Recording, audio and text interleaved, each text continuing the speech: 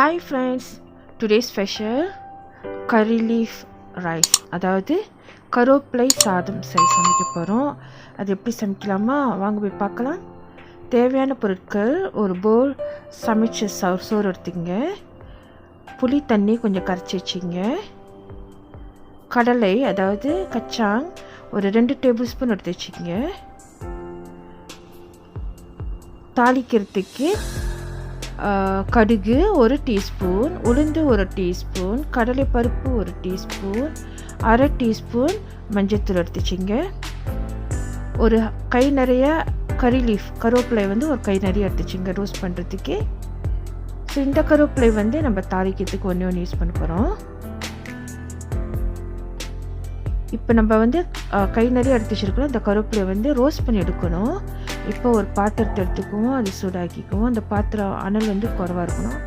கருவேப்பிலை போட்டு நம்ம கழுவி வச்ச கருவேப்பிலை போட்டு நல்லா ரோஸ்ட் பண்ணி எடுக்கணும். நீங்கள் கடைசியாக நீங்கள் எடுக்கிறப்ப அது பிரேக் பண்ணணும். கடையில் நீங்கள் உடச்சி பார்த்தீங்கன்னா கடக்குன்னு சத்தம் கேட்கணும். ஸோ அந்தளவுக்கு ரோஸ்ட் பண்ணி எடுத்துருங்க. எடுத்து நம்ம ட்ரை பிளெண்டில் போட்டு ஒரு பவுடராக பிளெண்ட் பண்ணி வச்சுக்கலாம். இப்போ நம்ம சமைக்க ஆரம்பிக்கலாம். ஓகே, ஒரு பேன் எடுத்துக்கங்க, அதில் எண்ணெய் ஊற்றிக்கங்க. பேன் சூடாக இருக்கட்டும், அதனால் குறைவா வச்சுக்கங்க. இப்போ நம்ம எடுத்து வச்சுருந்த அந்த கச்சா இருக்குல்ல, பின்னா 2 டேபிள் ஸ்பூன் அதை பொரிச்சு எடுத்துக்குவோம். நல்லா கிண்டி விடுங்க. இது ஒரு பொன்னிறமாக வரணும். ஸோ அந்த கலரெல்லாம் சேஞ்ச் பண்ணி கொஞ்சம் டார்க் ஆகிடுச்சுன்னா அது குக் ஆகிடுச்சின்னு அர்த்தம். இப்போ ஓரளவுக்கு அந்த கலர்ஸ்லாம் நல்லா சேஞ்ச் பண்ணிடுச்சு. ஸோ இப்போ பொரிச்சதை எடுத்து நம்ம ஒரு பாத்திரத்தில் தனியாக அடிச்சுக்குவோம்.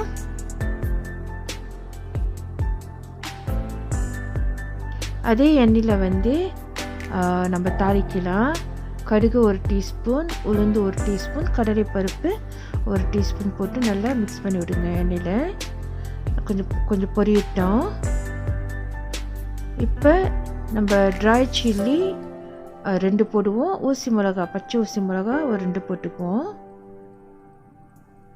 ஸோ இதுவும் நல்லா வேகட்டும். வெட்டி வச்சிருந்த வெங்காயம், ஒரு வெங்காயம் சிறு நான் வெட்டி வச்சுருந்தேன், அதையும் போட்டு நல்லா தாளிப்போம். வெங்காயம் வதங்கி நல்லா வரணும், அது வரைக்கும் நம்ம கிண்டிட்டு தான் இருக்கணும்.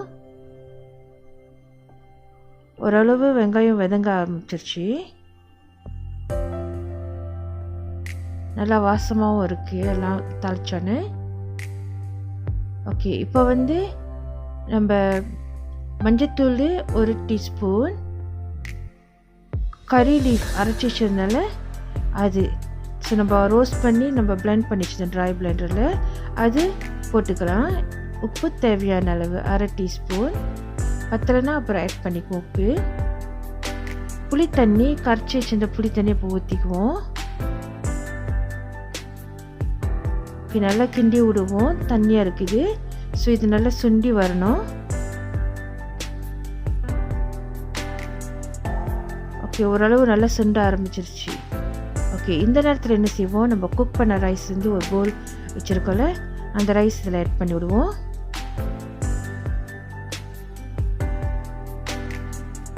ஓகே, ரைஸ் நல்லா ஸ்மேஷ் பண்ணி அது உதிராக எடுத்து நல்லா பரட்டி விடுங்க.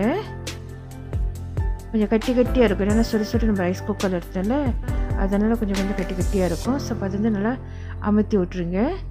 அமுத்தி விட்டு உதிரியாக நல்லா பரட்டி எடுக்கணும்.